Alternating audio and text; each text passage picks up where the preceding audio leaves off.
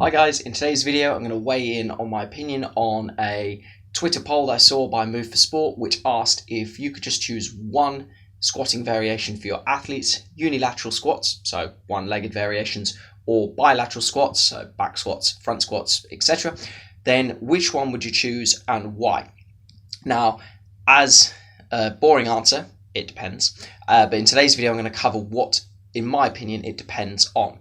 So firstly, benefits of unilateral training is that, for example, if we're working with youth athletes or indeed older athletes, is typically it's easier to teach because the mobility restrictions on one side kind of get made up for on the other side and the positions aren't as challenging.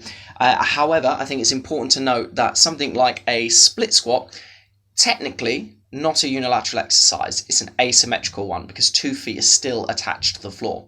Now, if we ignore that caveat, something like split squats, for example, are going to be easier to teach in my experience because most people have done something that vaguely resembles a lunge either in their sport, so for example tennis or squash, or they've done a stepping based pattern just by the fact of walking up and down stairs. So they're more familiar with it from that perspective. That being said, if you're using it with youth populations, it's great for sneaking in the volume because you get obviously twice the amount of sets. It's also great because when kids are just starting out, you might get, for example, a kid to split squat 10 kilos on both sides and maybe they goblet squat a 12. So you're going to sneak in more volume and more chances to practice the skill by going with single leg stuff. Equally, if you're working with older people or people who need to get back in shape, there's going to be a bigger metabolic hit from single leg stuff, or should I say asymmetrical stuff, simply because they've got to do twice as much work. Another thing it's useful for is obviously it's going to strengthen the hip stabilizers. A lot of actions in sport happen where there is dominance on one side of the body. So for example, change of direction, landings, even what looks like it's jumping. Typically there is a dominant leg in that. Now, where do bilateral squats figure in this conundrum then?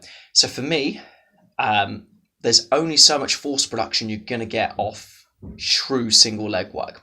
In my video yesterday of me doing a pistol squat with 36, obviously there's a little bit of instability with the knees, and that's probably the nature of working on a single leg. So if you want force production, you're going to need 2 feet on the floor, you're going to need it in a stable position. So for example, something like a back squat is going to give you great return on investment in that regard. I remember when I was with GB Boxing and I asked the head S&C coach what his thoughts on the matter was, especially given Mike Boyle's heavy single leg stance. And he said, at the end of the day, if you want to develop force production, at some point you're going to have to get under a bar that makes you yourself. So you do need to go heavy at some point. With youth athletes and with people who've got a lower training age, I would argue you're going to get more out of your single leg work early on because, as I said, the ceiling is so low. Equally, it's also useful for example, maybe an athlete's beaten up because you're going to use less load on single leg variations, so it's a little bit more lower back friendly. Equally, Dan John, highly respected strength coach, one of his opinions on single leg work is something that I haven't seen in my own experience, but it's an interesting observation, is that there's much more room for error to tweak something that is single leg in nature. And I would kind of agree with that, to be fair, in the sense of in a back squat, if you shift slightly, then you've almost still got enough musculature to make up for it. Whereas if you mess up a pistol squat, then there's only one way you're going, and that's on the floor. So to summarize, there's 100% a place for both. From what I've seen in the research, and I'm keen for people to update me on this, is that the bilateral stuff might take a little bit longer for return on investment, but the subsequent improvements in power that come from your bilateral strength training tend to stick around a lot longer. Equally, as I proved yesterday, I've not pistol squatted in years, and my pistol squat is now half my own body weight, just almost as a carryover effect from all the bilateral stuff I've done. Not necessarily sure if the reverse is true with single leg work, although I have seen stuff from Alex and Tara saying that 10% body weight loading in a single leg squat is the equivalent of 1.5 times body weight in a back squat. And I remember speaking to him at a conference when I was chasing double body weight at the time, and he said that double body weight back squat is the equivalent of 50% body weight loading in the single leg squat. Again, I've had other people tell me that they've tested it and they don't necessarily agree with that, so horses for courses, whatever.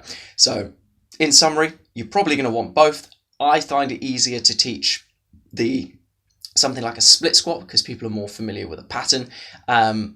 However, I think the mobility, the stability that you're going to gain from progressing towards a pistol squat or a single leg squat, I would argue you could almost use that as you're earning the right to progress before you teach the bilateral stuff. Because if you've got someone who can nail a pistol squat, you know that they've got the ankle mobility, the hip mobility, that's going to make teaching the bilateral squats a lot easier. So again, weigh it up based on whatever population you're working with. There's going to be benefits of both, there's going to be drawbacks of both, and this is a much longer video than I anticipated it being, so there is your it depends.